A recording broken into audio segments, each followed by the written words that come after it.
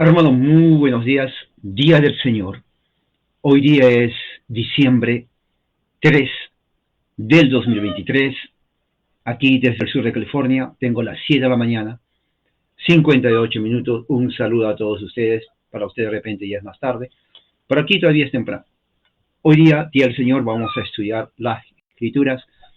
El tema de hoy tiene que ver con el comentario de Martín Lutero sobre la alabanza de María al Señor, que está en el libro de Lucas, capítulo 1. Lucas, capítulo 1, versículos del 46 hasta el 55. Lucas, capítulo 1, versículos del 46 al 55. Pero antes de eso, quiero leer un salmo, Salmo 134.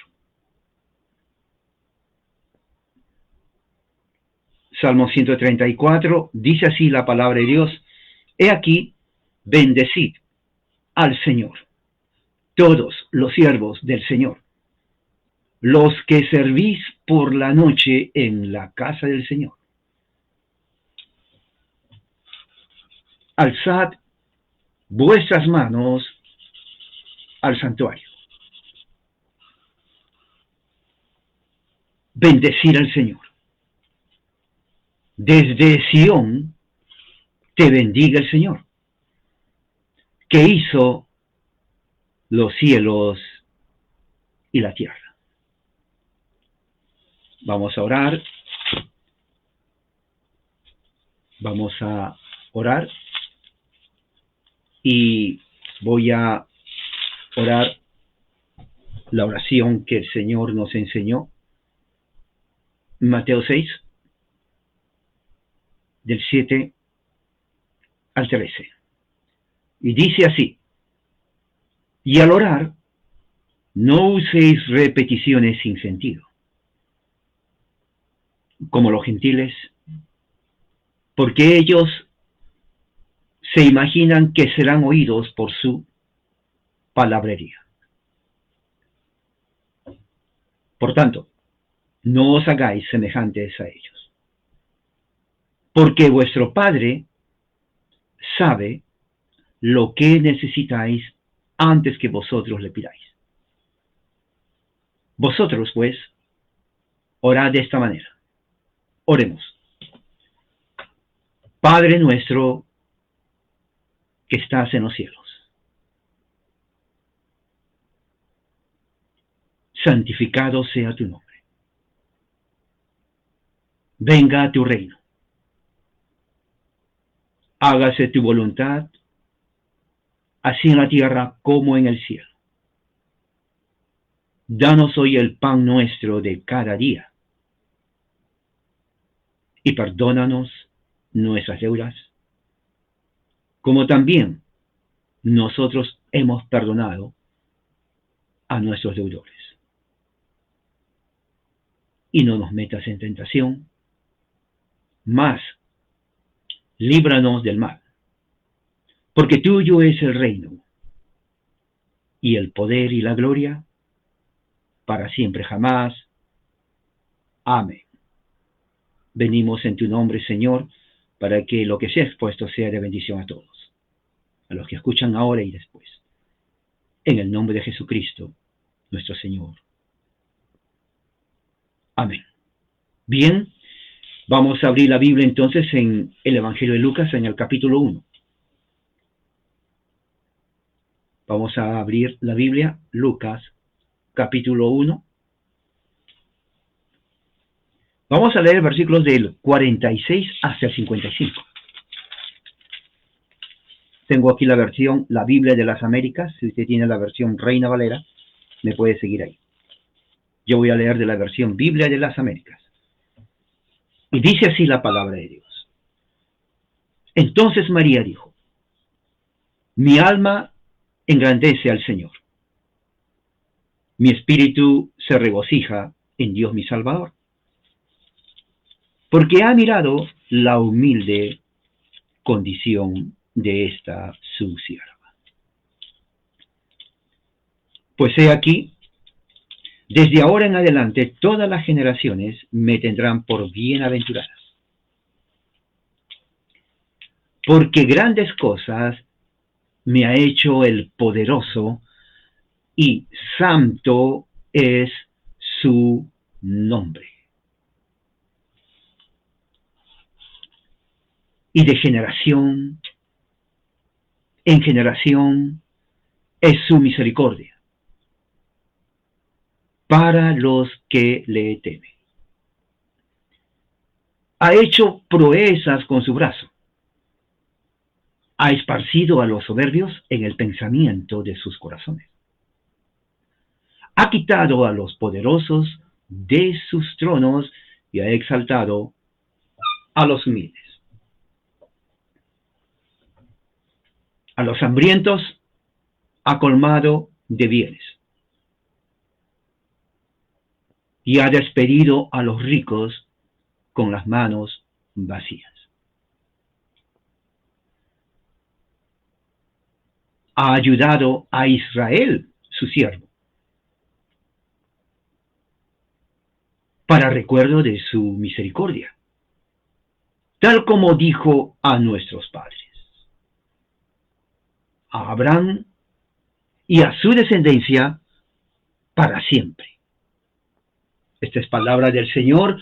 Hoy día entonces voy a hablar, y quiero que me entiendan bien, quiero que me presten mucha atención, voy a ir de una forma pausada, con sentido, dándole énfasis a lo que se va a leer.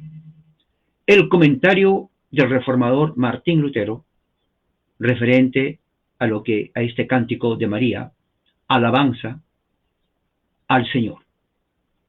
Lo llaman el Magnificat, porque es una alabanza que sale de María. Durante años, muchos años y siglos, esto ha sido motivo de reflexión teológica, oración, alabanza, ha sido motivo de inspiración espiritual y de doctrina cristiana. Así que vamos hoy a leer, voy a leerles a ustedes lo que el reformador Martín Lutero, ¿no? El mismo Martín Lutero de la Reforma, escribió en el año 1521. Recuerden que él puso sus 95 proposiciones en el año 1517. 31 de octubre, acaba de pasar, se conmemoró, diríamos así, lo que hizo Martín Lutero, padre de la Reforma. 3 años después, 1521, él escribe un comentario referente a este texto. Otra cosa muy importante saber. Martín Lutero escribió muchos comentarios acerca de la Virgen María. Él era devoto, si usted no sabe, de la Virgen María. La Virgen María, para él, era una figura importante en su vida espiritual. Y él lo enseñó así. Más adelante voy a hablar acerca de todo lo que él escribió acerca de la Virgen María. En este caso, esto es en relación a la época de la Navidad. Navidad significa nacimiento. ¿Okay? Por eso es Navidad, nacimiento, natalicio. Es como que alguien le pregunta a usted, ¿cuándo es tu nacimiento? ¿Qué viene a decir cuándo es tu Navidad? Todos tenemos una Navidad propia. Yo tengo una Navidad. Usted tiene una Navidad, porque significa nacimiento. Eso es. Todos han nacido, o sea, todos tienen un natalicio, ¿no? ¿Cuándo es tu natalicio? Le preguntan a usted. Usted dice, bueno, mi natalicio es 5 de febrero de 1900 ya. Si alguien le pregunta, ¿y tu Navidad cuándo es?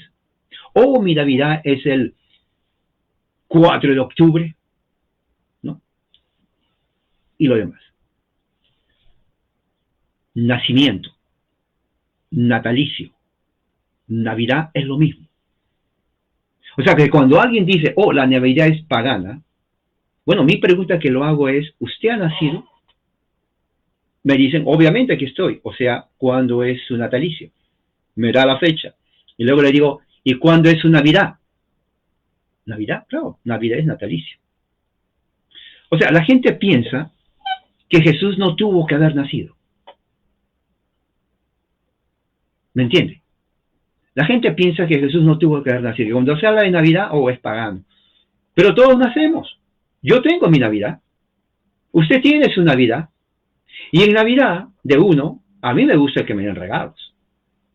¿O quién se enojaría si le dan un regalo? Por ejemplo, supongamos que un niño cumple años. Yo le digo, mira niño, aquí está tu regalo. Este soy yo. ¿Ok? Este soy yo. Es una broma. Entonces yo le doy un regalo al niño. El niño va a estar contento de la vida. Entonces, Navidad, que es natalicio, que es nacimiento, no es pagano. Yo estudié antes con los testigos de Jehová. Los testigos de Jehová no celebran los cumpleaños porque según ellos dicen que es práctica pagana. Esa mentalidad totalmente errada. Lo curioso está en que los hijos de los testigos de Jehová se reunían en secreto a celebrar su cumpleaños y recibían regalos. Mire, ese es el gran secreto que los testigos de Jehová no dicen. Repito, los hijos de los testigos de Jehová se reunían en secreto para festejar sus cumpleaños porque mamá, papá no lo hacían y se daban regalos. Yo lo sé porque yo trabajé con ellos, estudiaba la vida con ellos y hacíamos eso. Claro, a mí no me importaba eso, celebrar o no, pero hay otros que sí, y hasta lloraban y los padres los castigaban. Totalmente hipocresía, traumaron a toda una generación de niños los testigos de Jehová. Las sectas trauman, vuelvo a repetir, las sectas trauman, trauma de traumar, igual que los mormones que dicen pecado es tomar café, té o Coca-Cola, eso trauma, eso las sectas trauman, escuche bien, lo mismo es sectas que están en contra de tradiciones o prácticas que no tienen nada que ver en contra de uno. Oiga, si para mí, que va a ser mi cumpleaños, si usted me regala algo, yo a usted no lo voy a rechazar. Vengan todos los regalos que vengan. Eso no es paganismo, para empezar. Entonces, muchos dicen, testigos de Jehová, porque yo estudié con ellos. Señora, el 25 de diciembre no nació Jesús y se les trauma a la gente.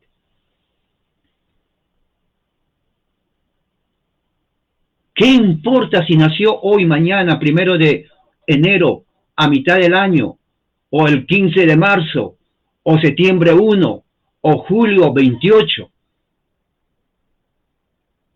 ¿Qué tiene que ver la fecha con que eso no es? El hecho es que nació.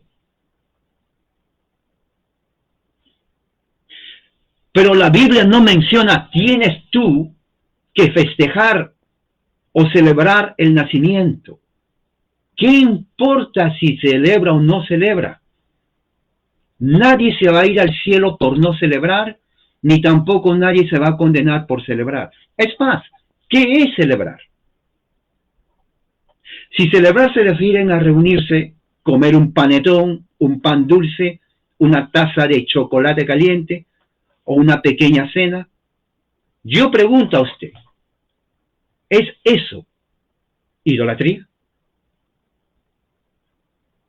¿Es idolatría? Honestamente, yo le estoy preguntando, ¿cómo usted a un niño de 5 años le va a decir, te vas a traumar simplemente porque tiene un juguete? Es más, como dije hace poco, hermano dice, ¿puedo poner un árbol? Oiga hermano, usted puede poner los árboles que usted quiera. Si quiere, llene su casa de árboles. Si es su gusto, ponga árbol en el baño, en la cocina, hasta en el perrito póngale su árbol. ¿Se va a ir a condenar al infierno? Eso es tontera. Si yo no pongo porque quiero, nadie se va a ir al cielo por no poner un árbol. ¿Me entiende lo que estoy diciendo? Nadie se va a ir al cielo por no poner un árbol. O yo no pongo un árbol porque yo quiero irme. Entonces, la Biblia nos engañó.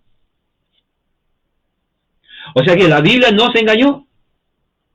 Porque si la salvación es, no pongo árbol para ir al cielo, entonces por gusto Cristo dijo, cree en mí y serás salvo tú y tu casa, como dijo Pablo. Jesús mismo dijo que Él es el Salvador del mundo. Llegamos a un momento, yo diría así, y disculpen que use esta palabra, estupidez colectiva. No en todos, no le digo a usted, pero hay muchos que caen en una estupidez colectiva religiosa sectaria. O si lo dijo fulano, está mal, yo lo sigo. Pero vuelvo a repetir la palabra. Es una estupidez. Estupor significa te bloquea la capacidad de razonar. Colectiva porque hay un grupo que cree eso. Sectaria porque ellos creen que tienen la verdad. Y condenan a todo el mundo. Condenan a todo el mundo.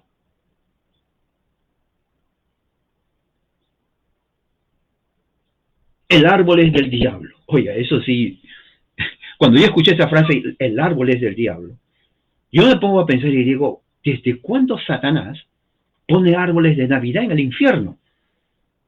Si usted tiene una evidencia que Satanás pone árbol de Navidad en el infierno, póngalo en su página, mándeme un screenshot o póngalo en Twitter o TikTok. Satanás con su arbolito de Navidad en el infierno.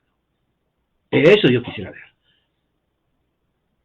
O como decían por ahí alguien muy extremista, comer el 24 de diciembre es mundano. Oiga, yo me reí. Que comer el 24 de diciembre es mundano. O sea, hoy día yo voy a comer, usted ya comió, hoy día no es mundano, solamente el 24 es mundano. ¿Cómo es eso de que comer el 25 de diciembre es mundano?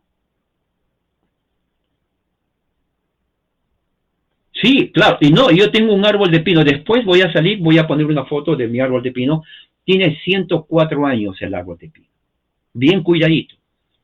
Y no aparezca por ahí alguien que diga, bueno, ese árbol de pino fue cuidado por el diablo. ¿Se imagina que alguien diga eso? Semejante burrada.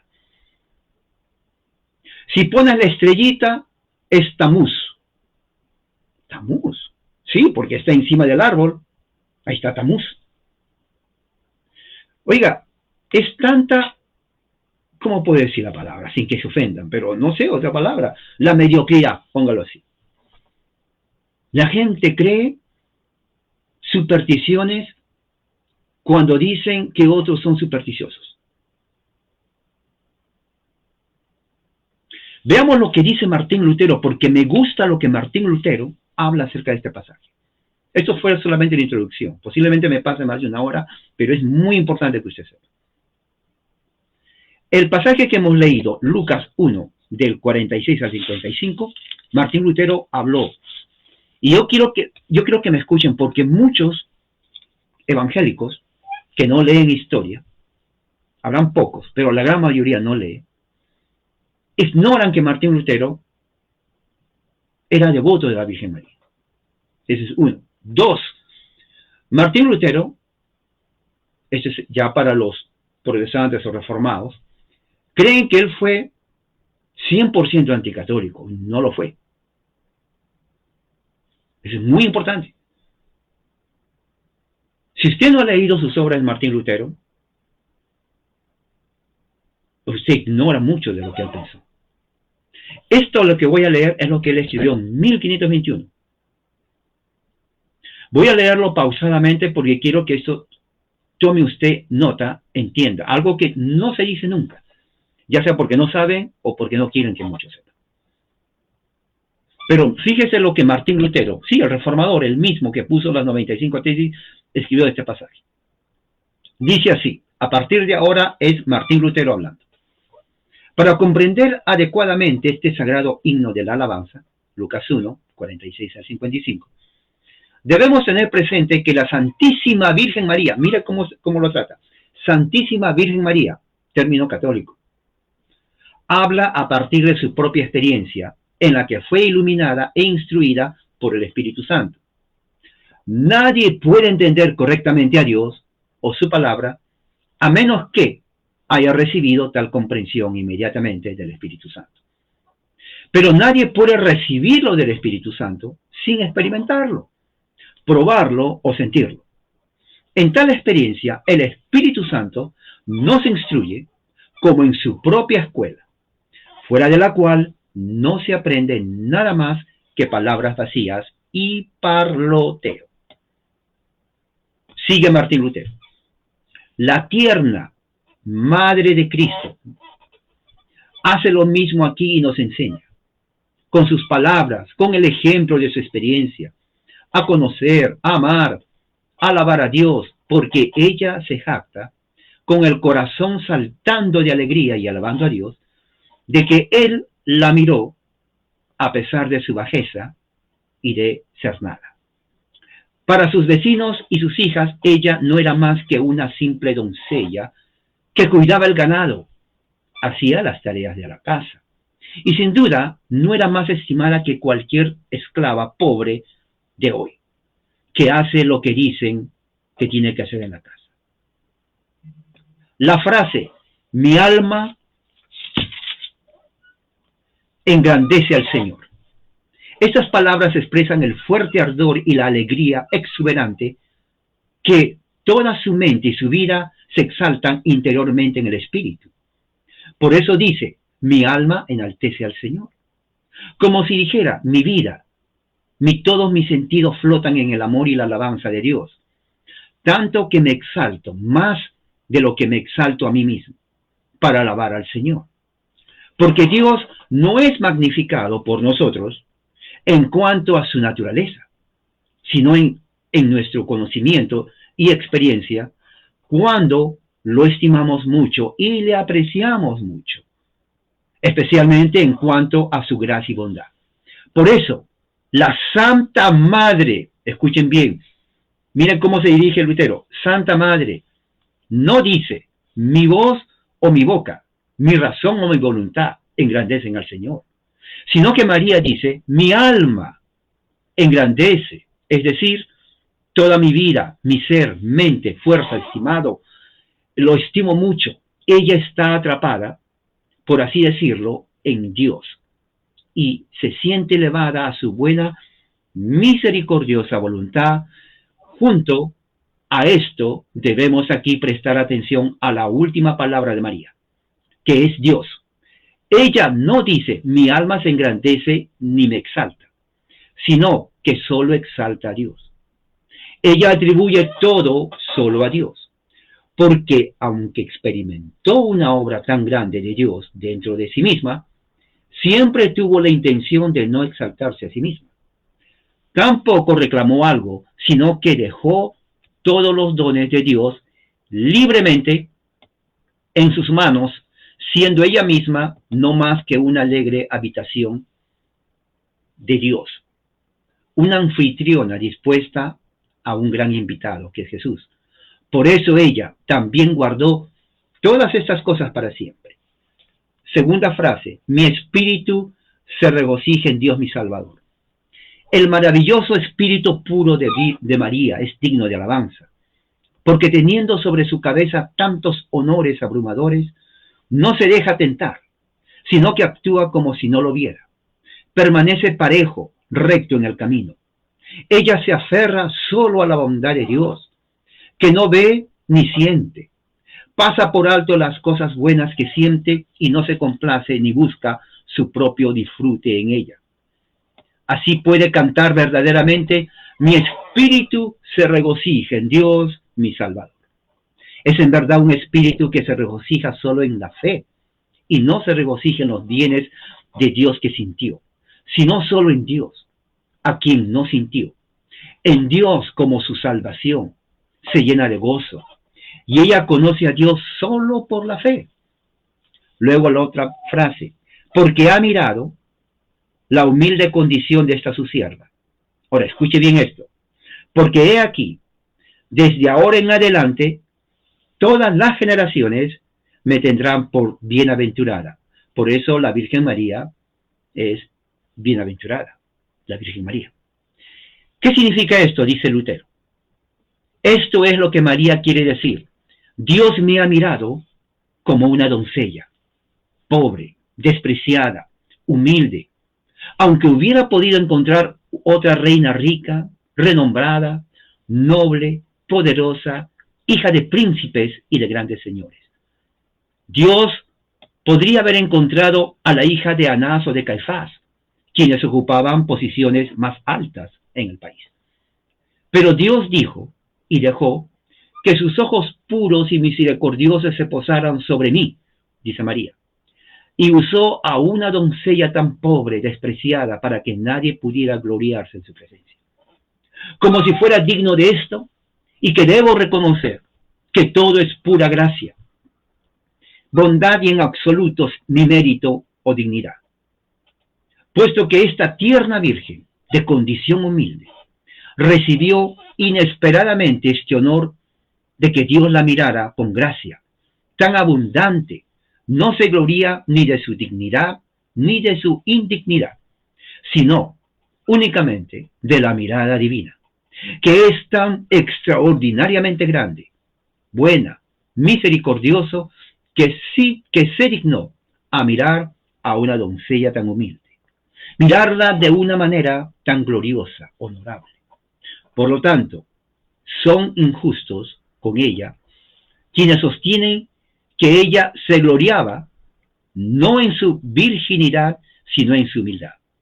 No se gloriaba ni en uno ni en otro, se gloriaba en la mirada misericordiosa de Dios. Y dice, así, la Virgen María era una doncella pobre, era despreciada y humilde, que servía a Dios en su condición humilde, sin saber que Dios la tenía en alta estima. Esto debería consolarnos, enseñarnos que, aunque voluntariamente debemos ser humillados y despreciados, no debemos desesperarnos como si Dios estuviera enojado con nosotros. Más bien, debemos poner nuestra esperanza en la gracia de Dios. Ahora bien, después de alabar a su Dios y Salvador, con espíritu puro y sencillo, y después de cantar verdaderamente las alabanzas de su bondad, sin jactarse de sus dones, la Madre de Dios se dirige en segundo lugar a la alabanza también de sus obras y dones. Porque no debemos caer en los buenos dones de Dios ni jactarnos de ellos, sino atravesarlos y ascender a Dios mismo, aferrarnos solo a Él y estimar en gran medida su bondad. Entonces, debemos alabar a Dios también por sus obras y dones. María confiesa que la obra más importante que Dios hizo por ella fue mirarla, que es ciertamente la mayor de sus obras, de la que dependen todas las demás y de la que todas las demás derivan. Nótese que ella no dice que los hombres hablarán todo tipo de cosas buenas de ella, ni alabarán sus virtudes, ni exaltarán su virginidad o su humildad, ni cantarán lo que ella ha hecho. Pero solo por esto, que Dios la miró, los hombres la llamarán bienaventurada. Eso es darle toda la gloria a Dios tan completamente como sea posible. Por eso, señala la mirada de Dios y dice, porque he aquí, desde ahora, me llamarán bienaventurada todas las generaciones. No por ello se alaba a ella misma, sino a la gracia de Dios hacia ella. De hecho, es despreciada, se desprecia a sí misma porque dice que Dios consideraba su condición muy humilde. Pero, ¿le parece mal que los vanidosos charlatanes prediquen y escriban tantas cosas sobre sus méritos? Están decididos a demostrar su propia habilidad y no ven cómo estropean la alabanza de María. Hacen mentirosa a la Madre de Dios y disminuyen la gracia de Dios, porque en la medida en que le atribuimos mérito y dignidad, rebajamos la gracia de Dios. Disminuimos la verdad del Magnificat. De ahí que todos los que tan grandes alabanzas y honores colman sobre su cabeza, no estén lejos de hacer de ella un ídolo, como si le preocupara que los hombres la honraran y buscaran en ella bienes buenos. Cuando en verdad ella los rechaza y quiere que honremos a Dios en ella. Y lleguemos, escuche bien, a través de ella a una buena confianza en su gracia. Ahora, hay dos interpretaciones en esta frase. Voy a leerlo. Lutero dice, cuando en verdad ella rechaza, y dice, quiere que honremos a Dios en ella. Y lleguemos a través de ella a una buena confianza en su gracia. Hay dos interpretaciones de comentaristas luteranos. Uno dice que cuando dice a través de ella llegar a Dios, está refiriéndose que ella nos inspira a llegar a Dios. Pero otros dicen más que eso. Uno dice que uno puede llegar a Dios a través de ella, o sea, orando a ella. Ahora, esto puede ser totalmente, no puede ser, no, eso es catolicismo romano, no puede ser. Bueno, pero hay una cosa muy importante, esto viene de teólogos luteranos antiguos, no de los modernos. Hay dos cosas importantes dentro de la teología luterana que habla acerca de esto. Uno dice, cierto, para la salvación a través de Cristo no hay otro mediador entre Dios y los hombres. Pero luego dice esto, sin embargo, para orar a Dios no hay ningún problema orar a través de María. Mira, esto es algo, yo sé que muchos dirán, no, eso es catolicismo. Bueno, esto es luteranismo, esto es lo que Lutero, por eso estoy leyendo, tiene que conocer lo que Lutero escribe. Una cosa muy importante, los teólogos luteranos modernos no quieren hablar de esto. No quieren. Le dan interpretaciones, pero estamos hablando del mismo iniciador, fundador, no solo de la Reforma, sino de la Iglesia luterana. ¿Ok? No le confunda, que no le den gato por liebre. Por eso es que yo a los modernistas no los creo. Yo voy a la fuente, a la original, a la raíz. Esto es lo que dice Martín Lutero, 1521, no importa el resto que diga. Si no les gusta, problema de ellos. Estoy leyendo, como quien dice, estamos viendo a la misma fuente de donde sale el agua. Le guste o no, problema de usted. Pero lo que dice aquí, voy a volver a leer esa frase. En verdad, ella los rechaza, quiere que honremos a Dios en ella. Fíjese. Y lleguemos a través de ella, a una buena confianza en su gracia. Eso es muy debatible hoy en día. Muchos dicen, no, es que no se refiere a eso. Otros dicen que sí. Pero vamos a dejar eso por ahora ahí. Por lo tanto, quien quiere mostrarle el honor adecuado no debe considerarlo solo y por sí misma, sino ponerla en la presencia de Dios y muy por debajo de él. Debe considerar su bajo estado. Entonces, debería maravillarse ante la gracia sumamente abundante de Dios, el cual mira, abraza y bendice a un mortal tan pobre y despreciado. Mira lo que dice Lutero de María. Que Dios mira, abraza, bendice a un mortal tan pobre y despreciado como María. Así, con respecto a ella, te sentirás impulsado a amar y alabar a Dios por su gracia, y te sentirás atraído a buscar todas las buenas cosas para él. O sea, en la teología de Lutero, y los luteranos en ese entonces, estamos hablando de los primeros reformadores luteranos, hablar así de María no era idolatría. Usarla como ejemplo, y otra cosa más, orar a María, a través de ella a Dios, no era idolatría. Por eso ellos hacen la diferencia. Una cosa es intermediario entre Dios y los hombres para salvación, es Jesús. Eso no lo niega. Pero otra cosa es, después de ser cristiano, decir a la Virgen María, orar a Jesús. Ahora, eso yo sé que suena en la mentalidad evangélica, porque no se ha enseñado, se ha rechazado, totalmente herético. ¿Cómo es posible? O, es más, los que sí aceptan dicen, bueno, Lutero se equivocó. Sí, Lutero todavía era católico en ese momento y por eso habló lo que habló. Y por lo tanto, como era católico, no hay que tomarlo en cuenta. Claro. Hacen de Lutero un bipolar. O sea, quieren saber más que el autor mismo del que escribió. Sigamos entonces, porque aquí no termina. Sigue ahí. Dice Lutero. ¿Qué crees que le agradaría más que llegar a Dios de esta manera? Ahora, escuche bien esta pregunta, ¿ok? A través de ella, de María, y aprender de ella a poner tu esperanza y confianza en Él, a pesar de tu estado despreciado y humilde. Lo voy a volver a repetir. Esto es lo que dice Lutero. ¿Qué crees que le agradaría más que llegar a Dios de esta manera a través de ella, o sea, María, y aprender de ella, de María, a poner tu esperanza y confianza en Dios, a pesar de tu estado de despreciado y humilde? ¿Se dan cuenta? O sea, la pregunta misma como que sugiere que uno puede llegar a Dios no para salvación, sino como devoción. Ahora, entiendo perfectamente, especialmente evangélico, este es herejía. Lutero era católico en ese momento. No, Lutero ya había puesto en 1517 sus tesis. Es más, en el año 1521, él es excomulgado por el emperador del Sacro Imperio Romano, Carlos V, y el Papa León X.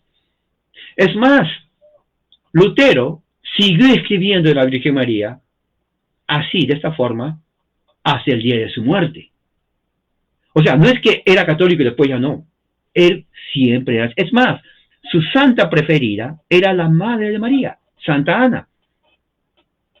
Él hizo votos a Santa Ana que si le salvara de un peligro, él iba a consagrar su vida al servicio de Dios, lo cual lo hizo. O sea, él no era, claro, no estoy diciendo que era romano católico, pero lo que estoy diciendo, enfatizando que para él la devoción a María, en su vida, en su teología, él no tenía problema de hacerlo. Otra cosa muy importante, no vamos a encontrar ningún escrito de Juan Calvino que critique a Lutero.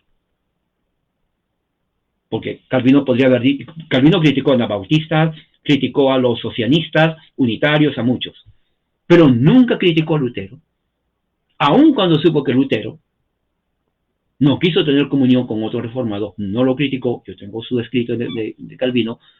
Calvino respetaba a Lutero, nunca le criticó, y menos de su posición acerca de la Virgen María. No hay ninguno.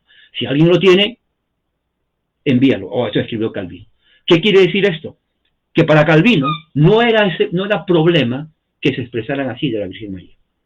Mire, eso es evangelicalismo norteamericano. Pero los reformadores no veían ese problema. Mire, yo tengo aquí, esto es el volumen 2 de las Confesiones Reformadas del siglo XVI y XVII, 1552-1566. Hay más de 50 confesiones reformadas. Son más. No hay ninguna de ellas en donde se ataca a la Virgen María. Es más, aquí muchas confesiones y reformadores enseñaban, creían y mantenían la perpetua virginidad de la Virgen María antes y después. No es el tema de ahora, pero estoy diciendo lo que es. Las fuentes están ahí. Que usted esté de acuerdo con ello es su posición personal. Pero simplemente estoy mostrando lo que enseñaron los reformadores. ¿Ok? ¿Qué más? Voy a seguir. Además, dice Lutero, nada le agradaría más que haceros el apartaros con temor de todas las cosas elevadas que los hombres ponen en su corazón. Ya que ni siquiera en su madre, o sea, Virgen María, Dios encontró ni deseó nada de alto grado. Miren cómo dice Lutero en su madre, o sea, Dios, en este caso Jesús. Pero los maestros que representan y retratan a la bienaventurada Virgen María, de tal manera que no encuentran en ella nada despreciable, sino solo cosas grandes y elevadas. Dice, ¿qué hacen aquellos que nos contrastan con ella en lugar de contrastar a ella con Dios? Así nos ponen tímidos, nos asustan y ocultan la imagen reconfortante de la Virgen María. Mire cómo trata Lutero a María. En muchas partes dice María, pero siempre la Virgen María, la bendita Virgen María. Porque nos privan de su ejemplo, del cual podríamos consolarnos. Hacen una sección con ella y la ponen por encima de todo ejemplo, pero ella debe ser, y ella misma lo sería, con mucho gusto, el primer ejemplo de la gracia de Dios, para incitar a todo el mundo a confiar en esta gracia y amarla y alabarla, para que a través de ella los corazones de todos los hombres se llenen de tal conocimiento de Dios que pudieran confiadamente decir, ahora escuche esta parte, evangélicos, reformados, escuchen lo que Lutero escribió. Voy a volver a decir, pero ella debe ser, lo sería con mucho gusto, el primer ejemplo de la gracia de Dios. Ahora mire, para incitar a todo el mundo a confiar en esta gracia y a amarla. ¿A quién? La Virgen María. Alabarla, la Virgen María. Para que a través de ella, de la Virgen María, los corazones de todos los hombres se llenen de conocimiento de Dios y pudieran decir confiadamente, mire lo que dice Lutero, Santísima Virgen Madre de Dios. Eso es católico. ¿Quién lo escribió? No el Papa Juan XXIII, no Francisco, ni León X. Martín Lutero, 1521.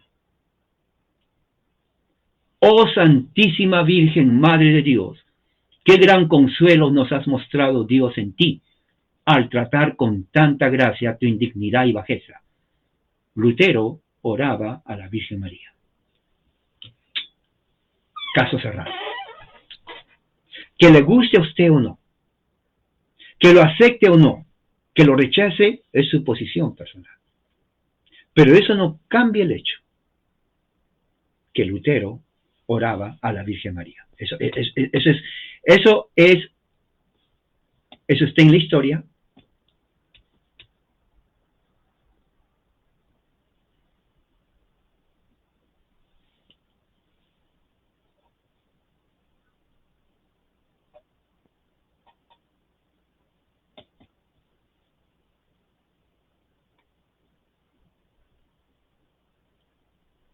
Y no se puede realmente ocultar la historia.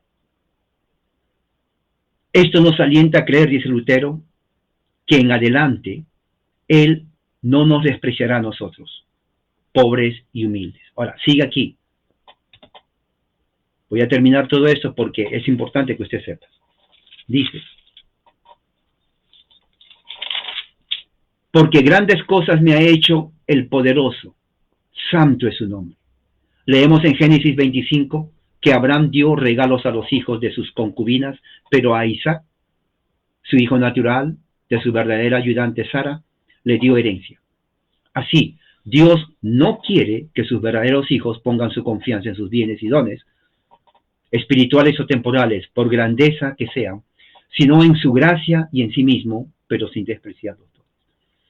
Las grandes cosas son nada menos que haber llegado a ser madre de Dios. Mire lo que dice Lutero, que las grandes cosas es haber llegado a ser madre de Dios, la Theotokos, en cuyo trabajo le son otorgados tantos y grandes bienes que sobrepasan el entendimiento del hombre.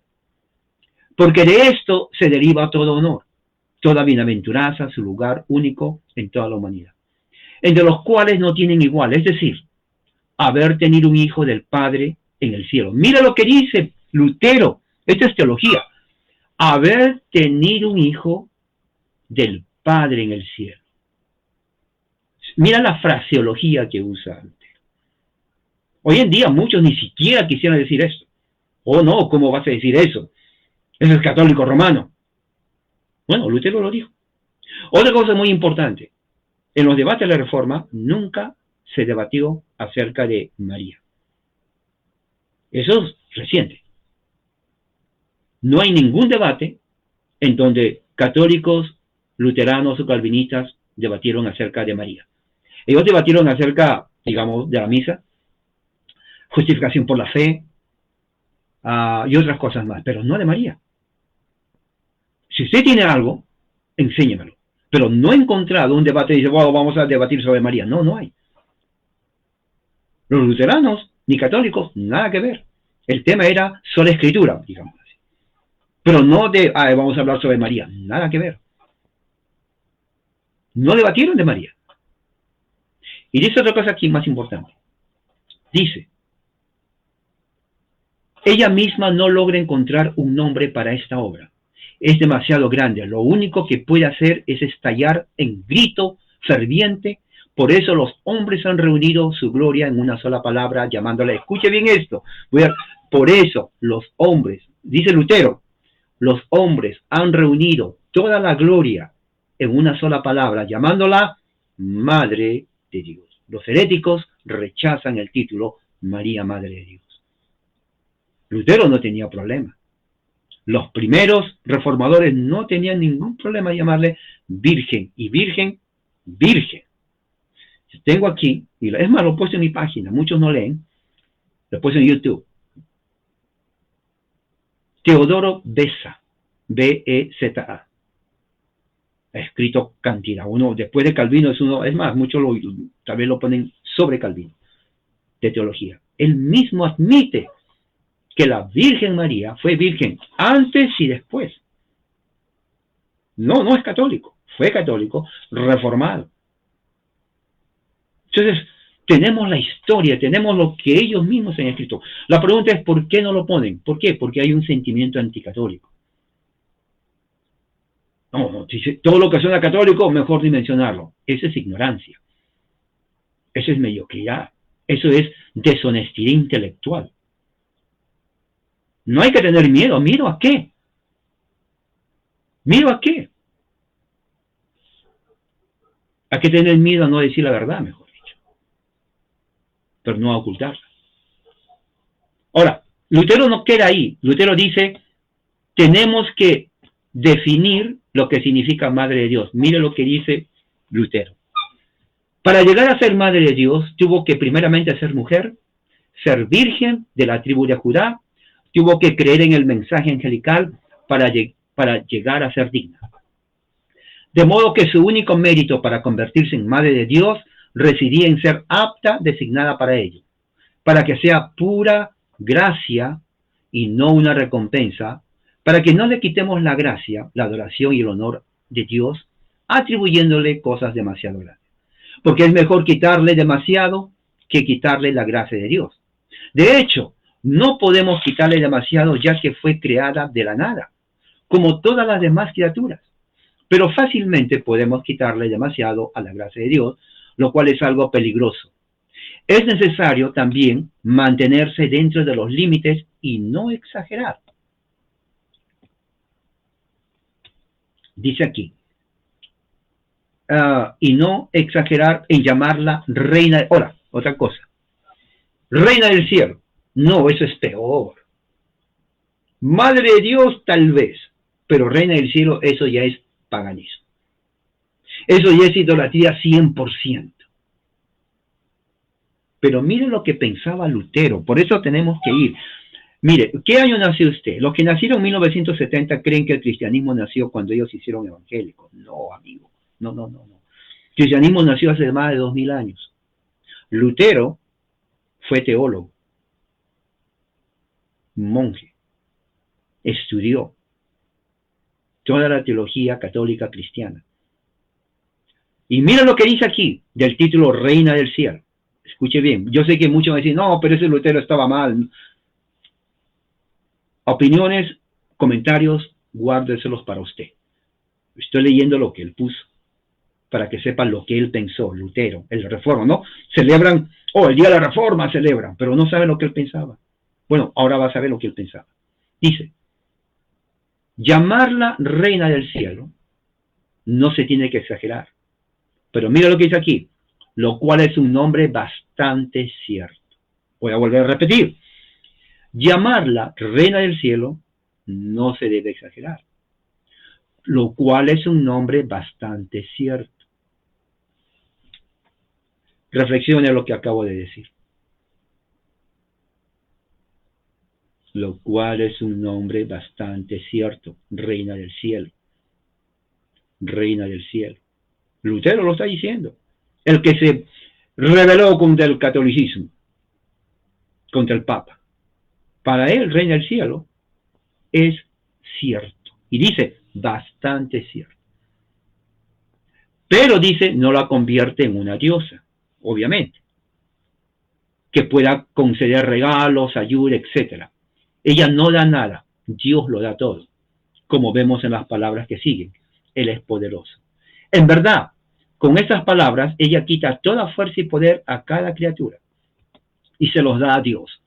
Qué gran audacia y robo de parte de una doncella tan joven y tierna.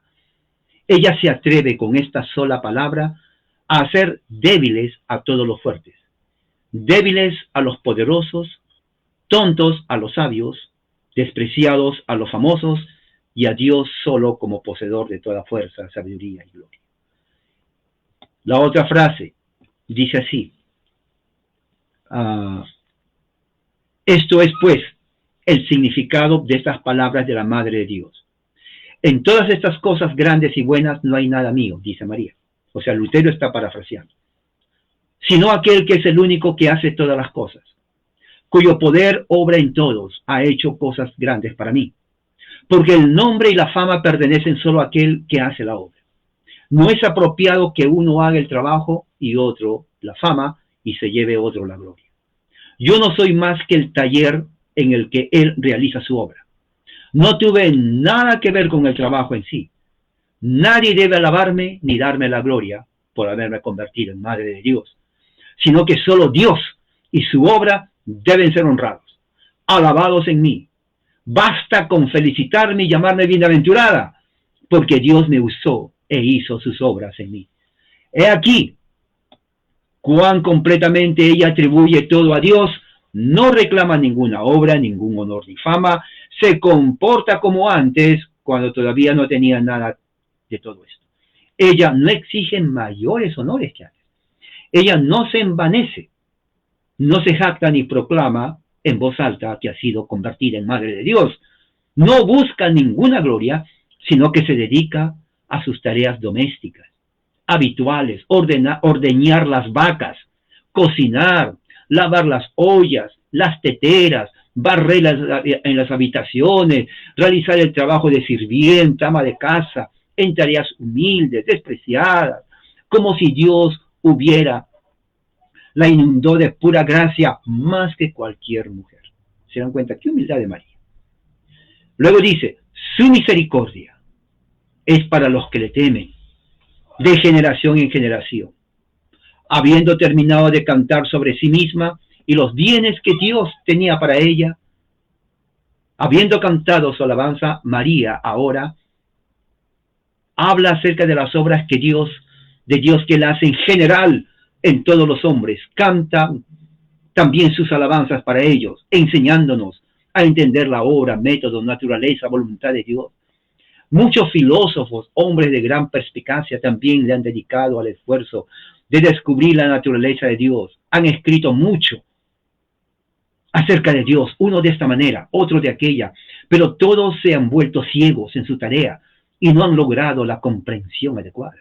Y de hecho, es lo más grande en el cielo y en la tierra, conocer a Dios correctamente. Si eso se lo puede conceder a uno. Esto nos lo enseña aquí magistralmente. ¿Quién? La Madre de Dios, la Theotokos. Si tan solo escucháramos tal como ella enseñó lo mismo, arriba, en y por su propia experiencia. ¿Cómo se puede conocer a Dios mejor que en las obras en las que Él más es mismo? Quien comprende correctamente las obras de Dios no puede dejar de conocer su naturaleza y voluntad, su corazón, su mente. María describe en los siguientes 4 versículos las obras de Dios, retratando a Dios tan bien que no se podía hacer mejor.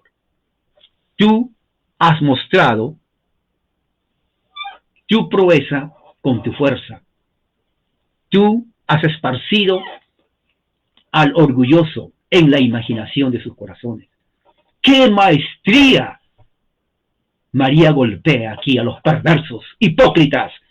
Ella no mira sus manos ni sus bocas, sino sus corazones, cuando habla a aquellos que son orgullosos en lo más íntimo de su ser. Se refiere en particular a los enemigos de la verdad divina. Oh, tienen buen corazón y buenas intenciones, invocan al buen Dios y se complacen del pobre Jesús, que era tan injusto y orgulloso y no tan piadoso como ellos. Es lo que dice aquellos que niegan la bondad de Dios. Dice aquí, ha quitado a los poderosos de sus tronos, ha exaltado a los humildes. A los hambrientos ha colmado de bienes y ha despedido a los ricos con las manos vacías. Y ha ayudado a Israel, su siervo, para recuerdo de su misericordia, tal como dijo a nuestros padres, a Abraham, a su descendencia para siempre, en Génesis. Tremendo. Después de enumerar las obras de Dios en ella y en todos los hombres, María vuelve al principio y a lo principal. Ella concluye la alabanza mencionando la más grande de todas las obras de Dios, la encarnación del Hijo de Dios.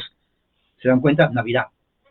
Ella confiesa aquí que esta obra que se realizó en ella no se hizo por ella, sino por todo Israel.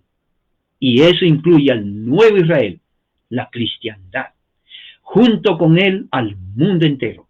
Ella confiesa abiertamente con esta palabra que es esclava y esclava del mundo entero. Porque él habló a nuestros padres, a Abraham, y a su descendencia para siempre. Aquí todo mérito y presunción son rebajados. Solo la gracia y la misericordia de Dios son exaltadas.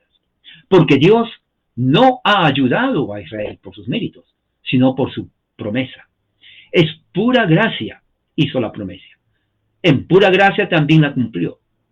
Esa misma promesa, la Madre de Dios aquí alaba, exalta por encima de todo, atribuyendo la obra de la encarnación de Dios únicamente a la promesa inmerecida de la gracia divina hecha a Abraham. Eso es lo que quiere decir aquí la tierna madre de esta simiente al decir, ha ayudado a tu siervo Israel, como prometió Abraham, como prometió a toda su simiente. Ella encontró cumplida la promesa en sí misma. Por eso dice, ya se ha cumplido. Dios ha traído ayuda, ha cumplido su palabra, únicamente en memoria de su misericordia. Se deduce que esta simiente de Abraham no pudo nacer en el curso común de la naturaleza, de un hombre y una mujer, porque tal nacimiento es maldito y no produce más que semilla maldita. Ahora bien, si todo el mundo iba a ser redimido de la maldición por esta simiente de Abraham, y por lo tanto ser bendecido, como lo declara la palabra y el juramento de Dios, la simiente misma tenía que ser bendecida primero, no tocada ni contaminada por esa maldición, sino pura bendición, llena de gracia y de verdad, como dice el apóstol en Juan 1:14.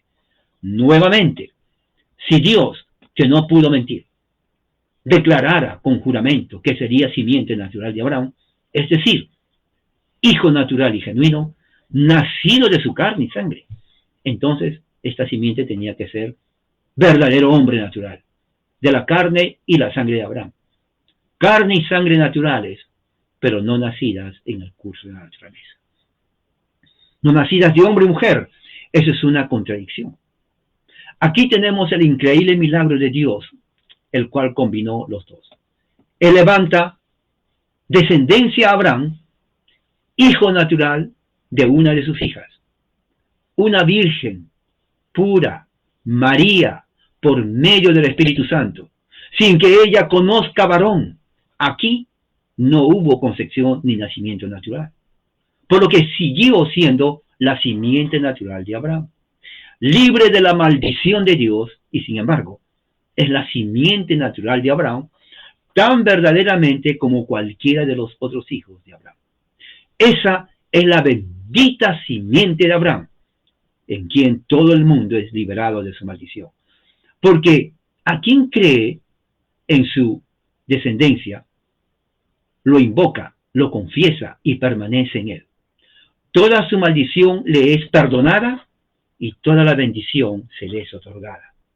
Esta es la simiente de Abraham, engendrada por ninguno de sus hijos, sino más bien nacida únicamente de esta única hija suya, María. Aquí tenemos el fundamento del Evangelio. Vemos por qué todas sus enseñanzas, todas sus predicaciones impulsan a los hombres a la fe en Cristo y al seno de Abraham. Porque donde no hay esta fe, no se puede idear otro camino, ni se puede dar ayuda para apoderarse de esta bendita simiente. De hecho, toda la Biblia depende de este juramento de Dios, porque en la Biblia todo tiene que ver con Cristo. Dejemos que esto sea suficiente por el momento. Rogamos a Dios que nos dé una comprensión correcta de esta alabanza, una comprensión que consista no solo en palabra brillante, sino en una vida resplandeciente en cuerpo y alma. Que Cristo nos conceda esto por intercesión y por el bien de su querida Madre María. Amén. Terminó. Aquí Lutero termina su comentario de Lucas capítulo 1, del 46 hasta el 55. Así que, hermanos, con esto también quiero ya terminar.